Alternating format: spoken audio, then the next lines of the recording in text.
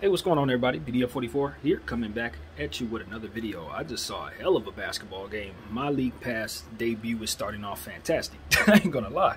The Washington Wizards and the Boston Celtics just put on a really interesting performance. And before regulation ended, it's about the 2-minute mark, I said to myself, even out loud, I said, this is about to be a bizarre ending to this basketball game. You could just sense it because guys have been making mistakes. The Boston Celtics shot 8% from three. 8% from three. They were launching threes all over the place, and none of them were falling. But it was okay because the Washington Wizards also had players on the other side who had, been missing threes a lot as well. They had some things, and I learned a hard lesson in this game because I was screaming about how the coaches down there were kind of leaving players on the floor who were struggling a bit long. I thought Josh Richardson was on the floor a little too much for me. Davis Bertans was on the floor a little bit too much for me. But turns out Davis Bertans in the end made a very seriously key play that he put in motion that ultimately got them one of the clutch shots that closed the game in double overtime. So yes, that game went to double overtime, and those two teams fought extremely hard. You got to give credit to everybody, really. I can't think of a single player down there who didn't put forth a great deal of effort. Trez was phenomenal tonight. Al Horford was phenomenal tonight. Jason Tatum obviously played very well, though he had some things down the stretch, some things that you were like, Jason. Here was my thing. And this wasn't a Jason Tatum problem. This is more so about him officiating. I just felt like the officiating was a bit more lax for the superstar tonight, particularly Jason Tatum. He was getting away with traveling, getting away with certain things, getting calls that may or may not have went the right way for the other team, just off his star power. It felt like to me. That's what I was sensing. Spencer Dinwiddie played fantastic. Jaylen Brown was fantastic. And that's really what it came down to. Stars did shine, but also role players too. I saw Grant Williams played hard tonight. I saw Dennis Schroeder popped off the screen very much tonight. Unfortunately, they didn't have Robert Williams. He went down with some type of non-COVID related illness. Hopefully he gets well very soon. And they were also down Marcus Smart as well with some type of injury that I didn't look up. But Boston put up a good fight. I thought that Josh Richardson was forcing things at times. I know that they're short, Marcus Smart and things of that nature, players of that nature. So you want to kind of dig into your bench, see what you can get. He's a guy making some money for you, so you want to, see what he can do. But Josh Richardson has struggled a lot everywhere he's gone since he's left Miami, and I just think at this stage in the game, he, for me, would have to prove that he can play the type of minutes that he's getting. I would, and especially having the green light that he has, I would more so rather than go to, and I've said this before, it's not going to surprise anybody, Romeo Langford. The guy with the superior metrics and superior athleticism who's starting to be able to put some things together for himself. I think that you're just not utilizing that star caliber prospect, and you've let him diminish on your roster. You've heard me say all this. So I think that those should be his minutes. I really do believe that. Pritchard is shooting the ball very well. I want to see him more out there as well. I know they got to get Dennis going, but those are Peyton's minutes. That's what I was concerned about when Dennis got there. It's like, Dennis is going to come in. He's going to play well because he's a star-level player, close to star-level player who's looking for a contract. So he's going to put up great numbers, and he did. And he's going to all season long, so long as he stays healthy. He's on a mission. So it's not going to be whether or not you get production from that position, but are you developing the player behind him who you want to have a future for you? And I think that, it's just kind of unfortunate. It's a very fortunate and unfortunate situation in regards to the Boston Celtics because you get significantly better for a discount because of Dennis Schroeder's diminishing value in this previous offseason. But you also kind of have to sit Peyton Pritchard in situations where you otherwise want him out there running the show as a point guard and shooting that long three-point shot that he's very good at shooting. He's a good decision maker as well, so you just want to see him out there making those plays. I felt like some of the times when we saw people go into ISO situations, we saw it on both sides with that team. I felt like they should have been trying to run plays through their facilitators.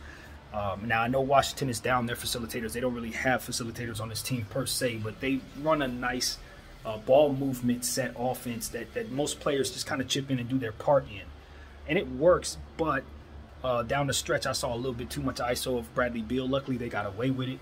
He did what he did, but You want to see more ball movement. The play that ultimately won the game for them was a play where several players touched the ball, and that's just ultimately the best way to play the game, in my humble opinion. Unless you got like a James Harden or a Kobe or somebody like that, who's going to beat everybody on a one-on-one at all times. But even then, it becomes a situation where you'd hope that those players understand the value of passing so that you can open the offense up and keep other guys involved. So, you know, I was listening to the Wizards announcers talk about the ball movement a lot, and that was something that I agreed with. It's just, you know, they're a better team when they don't go to ISO stuff. They're basically a better team, in my opinion, when they go to Spencer Dinwiddie. Now, Spencer Dinwiddie got to hit his clutch free throws. I think that game ends earlier if he doesn't miss one of those. I think that was in overtime, but I'm not certain. It might have been at the end of regulation. But he missed a clutch free throw that ultimately did not close it out, but they still got the win. Kyle Kuzma. Now, Kyle Kuzma, he's crashing the boards, man. I made a video earlier today, and I mentioned how Kyle Kuzma has been doing a great job of kind of zeroing in on his rebounding since last season. Even with the Lakers, he had started showing us that he wanted to put more of an effort on that side of the floor, or rather that side of the ball. So tonight he pulled down his career high. I believe he ended with 16 rebounds. So I put out a challenge to him. I said, give me 7 a game. And obviously 16 is well over what I'm saying, but I think at this point in time, the floor should be 7 a game. He shouldn't be getting no less than that, especially given the fact that he's one of the bigs out there. Listening to the Wizards announcers as well, they were talking about how they like the fact that they have Deni Avdija out there with Kyle Kuzma. They are a long tandem of guards, forwards out there that really make them dangerous. And that's something that I am starting to realize as well. When I talk about big lineups in the Eastern Conference, most other teams have big lineups. The Wizards actually have the ability to match up with those teams with those big lineups because they have those guys, as well as, of course, those centers that I've mentioned. Trez, Gafford, who I think is also hurt right now, and then of course Thomas Bryant, who'll be coming back from injury as well. So they got length all over the floor with those 5 players, and yeah, and look, you know, they have players like Davis Bertans, who was kind of up and down tonight, who's also long, who can continue to come off the bench with more and more length. I think Corey Kispert's a pretty solid player. I don't know what his length is at all, but I wanted to see more of him out there. I thought that Coach Unseld probably should have given him a bit more of a look. I don't know what his health situation is, but I didn't see him out there, and I wanted to. I don't know that game goes into overtime if he's having a hot game. I don't even think it gets to overtime, because what they were having was issues shooting the ball. You got one of the best shooters in the draft sitting there, you know, kind of just with warm-ups on. I just feel like, you know, with him being a lottery pick, you would try to go and utilize what it is that he does when you're having a struggling night. So these are rookie coaches, man. You know, you saw things on both sides where I think those guys are going to look at the tape and kind of just not make some of those decisions, particularly leaving certain players on the floor to struggle. You know, it's like, yeah, a guy's struggling, but it's only but so much of the bleeding you want him to continue to do. Eventually, you got to stop it.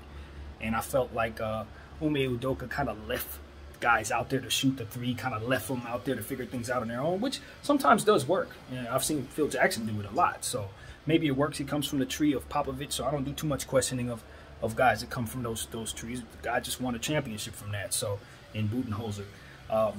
At the end of the day, I just felt like I saw rookie coaches doing some things that maybe they will probably not do later on this season. I saw referees continuing to struggle out there, trying to figure out how to officiate these games with these new rules and things of that nature. I feel like they're struggling early in the season. And, you know, I see guys stepping out with the opportunities they're given. You know, taking advantage of these opportunities, especially on the Washington team. I think of Spencer Dinwiddie and Kyle Kuzma and Montrezl Harrell, who just completely dominate the basketball game until he fouled out in overtime. And mind you this, Montrezl Harrell was really, really fantastic in this particular game, because he was dealing with 5 fouls for most of regulation and made it through the second overtime. So you got to give him credit. He was physical on both ends of the floor, rebounding the ball, and all kinds of stuff. And I have to say, man, with the effort that he was putting in, I would be remiss not to bring up how there was a sequence with Jason Tatum out there. Even though he ended up getting a foul, Trez was continuing to pull down rebounds, and Jason Tatum was blocking him. I think it was a good 2 blocks that he got out of that situation, and then foul After that, I believe that's how it went. So you gotta give Jason Tatum some credit. He's turned his body around. His conditioning is there. His strength is there, and he's able to actually battle on the boards with a guy like Montrezl Harrell. That ain't nothing to play with, needless to say. So, you know, even though I think I call him JT Money. I think he had some issues out there tonight. He wasn't exactly A+ Jason Tatum to me, but all in all, he was able to shine out there. And, you know, and Jaylen Brown hitting big shots, doing things that Jaylen does, being that star that they needed him to be. I felt like some of those possessions that Josh Richardson was forcing that didn't turn into anything probably should have been in one of those two players' hands. So they're just little things, you know, little things. But ultimately, we gotta put more of an emphasis on Al Horford's game tonight. He showed us he has a lot left. He is not somebody that's just going to fade into the background. This is a player that's going to do a lot for the Boston Celtics, and if for some reason Time Lord ain't around, they have the center position locked up and good to go with him in position. So Boston, another team with size. Got to deal with them, Eastern. I'm telling you, the Eastern Conference ain't the same no more. It ain't the same. And if you're a small team and you think you're going to fly out there into one of these Eastern places where you know, it's real cold and guys don't really get seen too much, you're going to get your hat brought to you with all this size that these teams are bringing to the table. I'm going to say something, and I'm not sure about this, but I've been thinking about it all summer, and it's starting to manifest. I'm starting to wonder if the Eastern Conference is stronger than the West this year, y'all. I'm having serious doubts about the Western Conference bottom half teams being able to actually keep up with the Eastern Conference bottom half teams right now. And the top teams, they got more of them. They literally have more contenders over there. We got about 4. They got about 6. So I've been thinking about this. I'm not ready to say that the East is stronger than the West just yet, but I'm leaning there. I really am. I'm leaning there for real. So that's what I got, man. My name is BDF44. I'm going to try to rush in there and see Cade Cunningham's debut. Since this game went into double overtime, I had missed half that game, but I'll try to see how he's doing over there and just enjoy this league pass, man. This is the first time I've ever really had it, so I'm in heaven, as you guys can probably imagine. But as I see what I see, I'll bring it to you as best I can, and yeah, that's what I got. My name's BDF44. Thank y'all for watching.